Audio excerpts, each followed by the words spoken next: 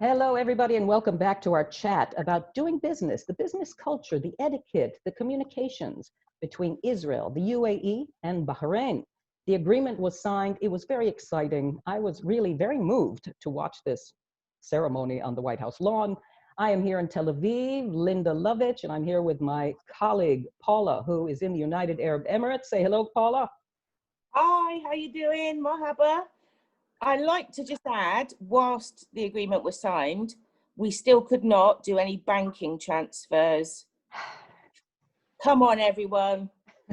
Well, agreements are signed on the ground between people and businesses, getting a little slower. Okay, we have a very special guest here today, Tali, who is a former investment banker and a lawyer who does a lot of business with Israelis, with people in the United Arab Emirates, with Bahrain.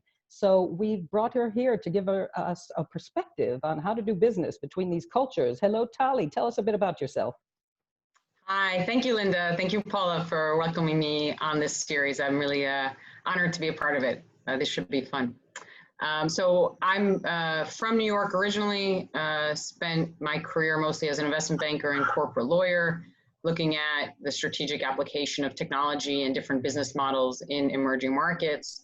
I spent a lot of time in the MENA region, working with Israeli business people in the Gulf, in the UAE, and in Bahrain.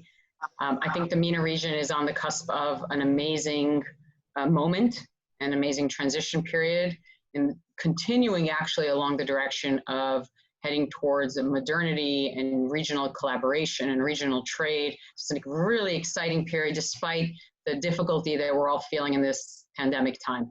So thanks for having me.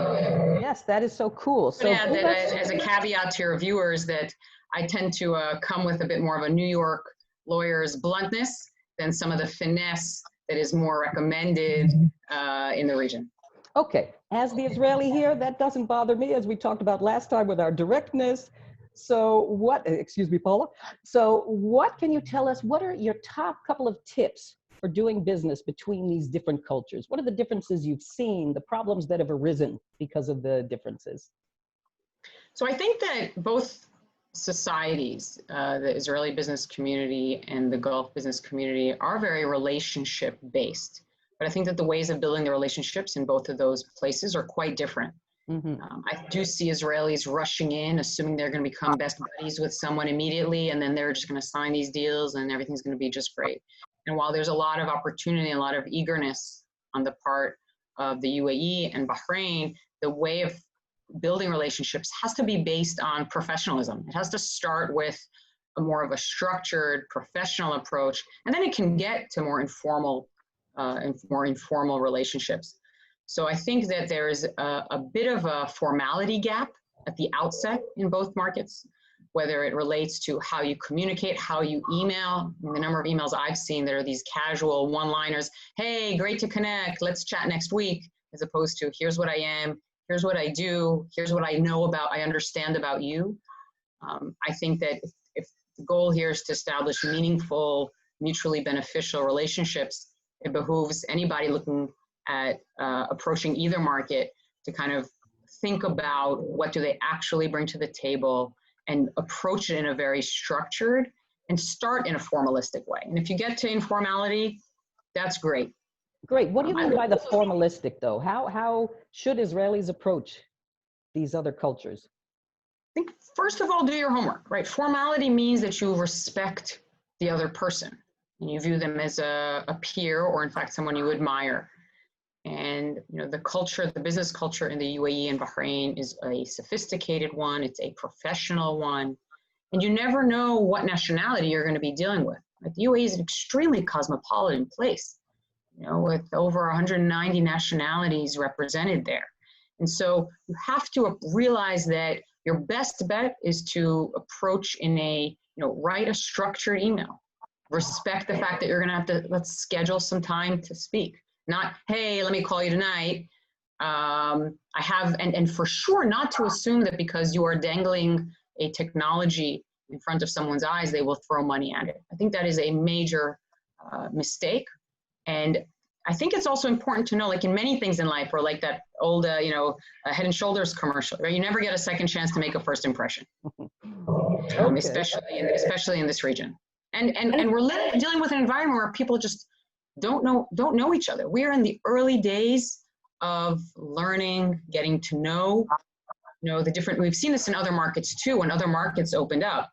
We're in the very early days of different business people from Israel getting to know the Gulf and vice versa.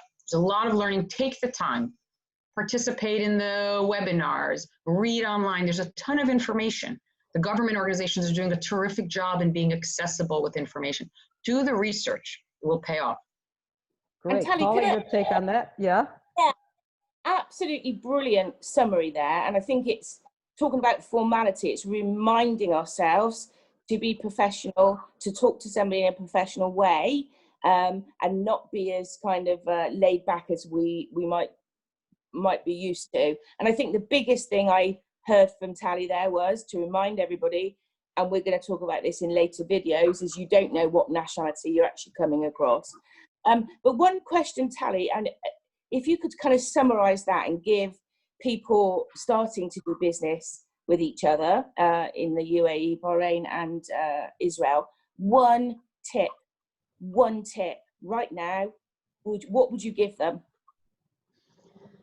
So beyond the first impression and do your homework, I think is an ounce of humility. Yeah, okay, nice.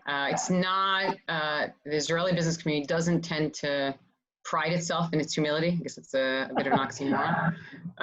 But humility, you're approaching a sophisticated market. As much as Israel gets lauded as the startup nation, and there's some amazing things happening in the Israeli ecosystem, there are also some amazing things happening in the UAE ecosystem. And I think that on the part of the UAE business people, I think that be unfettered in your curiosity. There's a lot of interest on the part of the Israeli ecosystem in sharing that information. And Emiratis can, and folks in the UAE can, they can risk being a little bit less formal because that's more well received on the Israeli side. But I think that they will find in most cases very open dialogue. There's so much curiosity and so little familiarity. I think that's really an important point, that we know so little. Before this whole agreement, I didn't think much, frankly, about the United Arab Emirates or Bahrain. They were these countries that we just don't do business with. They're not our friends, so we know nothing about them. And I want to mention one more thing about the formality and formality. Israelis see it as just being friendly and direct.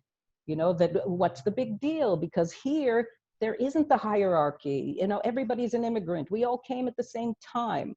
So we don't understand that that hierarchy, and we do believe we give respect, but it is in a different way. And thank you for pointing that out, Tali. Yeah, awesome. Good. Thank you, Tali. We really appreciate your time.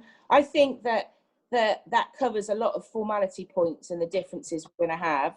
And yeah, I'm really excited to see how it's all going to come to fruition. Thank you for having me. Thank you so much, Tali. That was fascinating. Thank you, Paula. We'll see you again soon. Linda and I will be back with another video soon on other issues, dealing with formality and I think the different cultures within each culture. What you mentioned, that there's so many different nationalities in the United Arab Emirates, and what are the different cultures in Israel as well? Good point. See you then. Right, and if to add to what Tali said or what we're talking about, it would be great to hear from you. But thank you guys, and thank you again, Tali. Brilliant. Thanks for having me.